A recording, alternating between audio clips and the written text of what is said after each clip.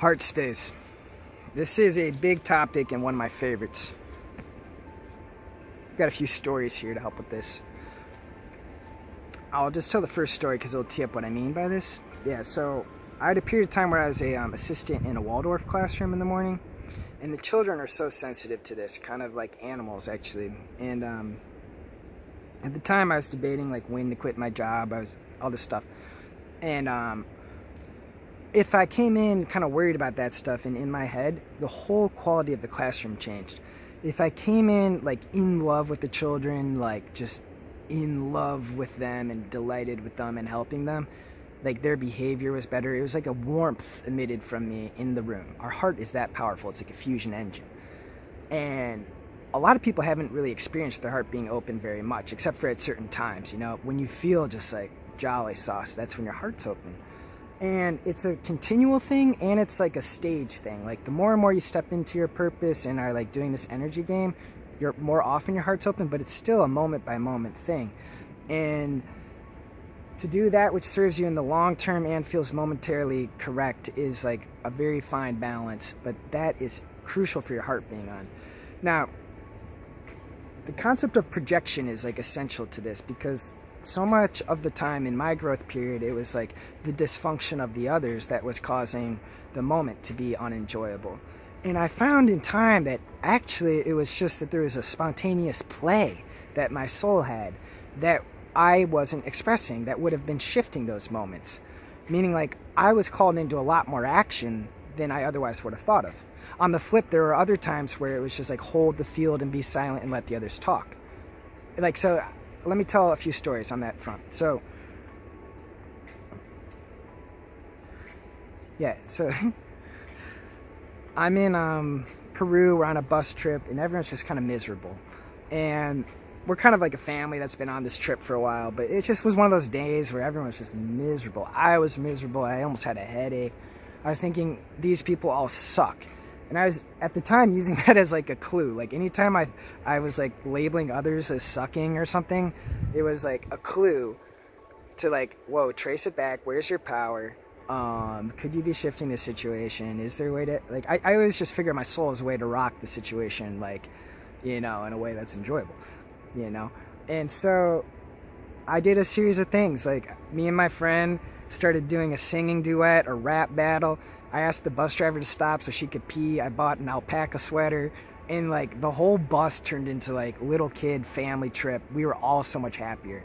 And it was silly stuff, guys. It wasn't like, it was silly stuff.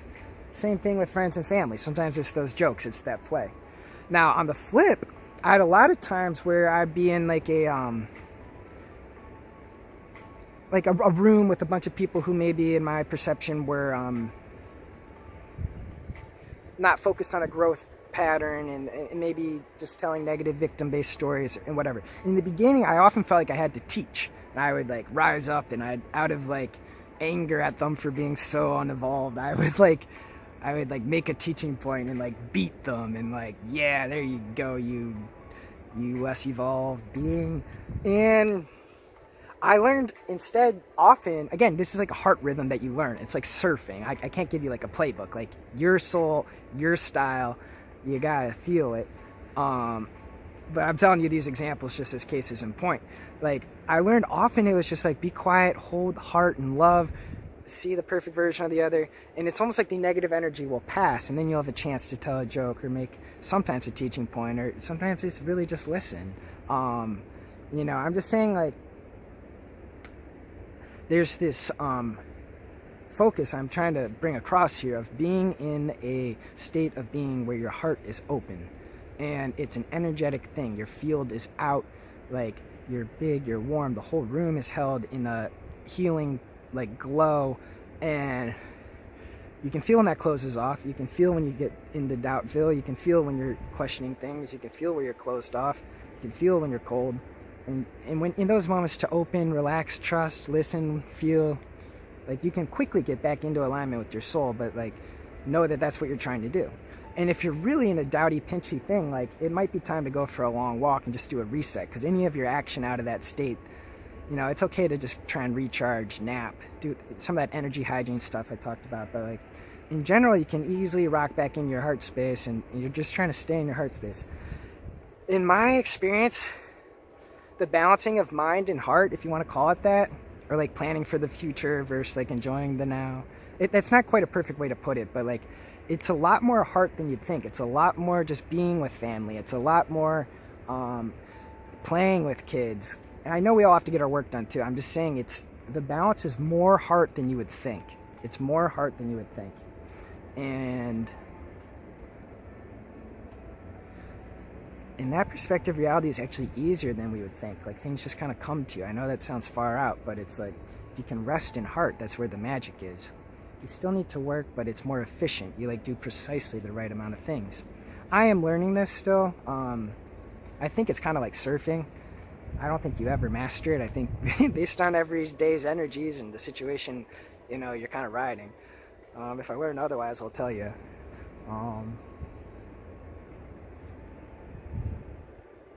Okay, yeah, that's that. Heartspace.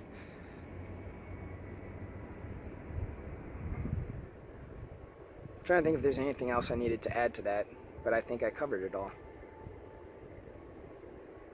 Oh, the only other thing I meant to mention, and I sort of alluded to it, was in the arc of your life. I mean, you may already be in the right situation, at the right company, doing the right thing, and it's just all about showing up in an even better way.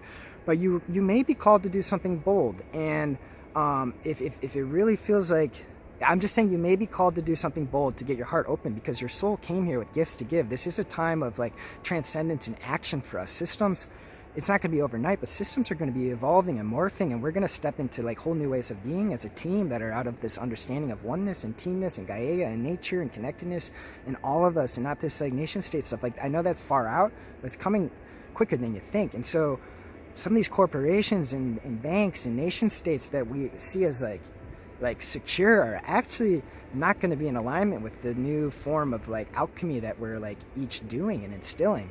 And I just bring this up because, you know, to not be judgmental, a lot of us are on a, let's just say it this way, and no judgment. It's not what mommy and daddy want for you, it's what your soul wants.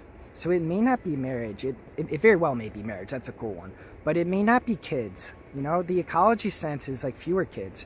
You may be called to have a kid. And if you already do, it's like trust that it's divinely orchestrated, you've been guided, you can do it brilliantly. I'm just saying it's like, it may be a switch of careers. It may be something less financially lucrative, but is more like joyful. Those, you know, it may not, these are just examples. Anything is possible. But trust that if you're following your heart and your divine blueprint and your soul's purpose, you're going to have the amount of abundance that you need, the amount of wealth that you need, the type of wealth that you need, the relationships that you want. So just trust your heart.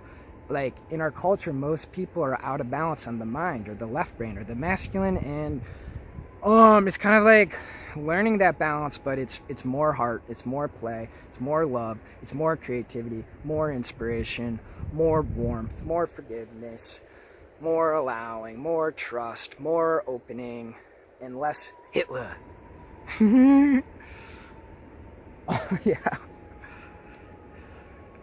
Yeah. And then honestly, those are words, but to make that real in your own life is like every day is school. Every day is school. Every day is school. We're gonna talk about intuition next because that really helps you ride and surf. I just mean like this is an art form. Be patient with yourself. But know that as a culture, we're opening to more of the feminine and more of the intuition and more of the heart and more of this connected sauce.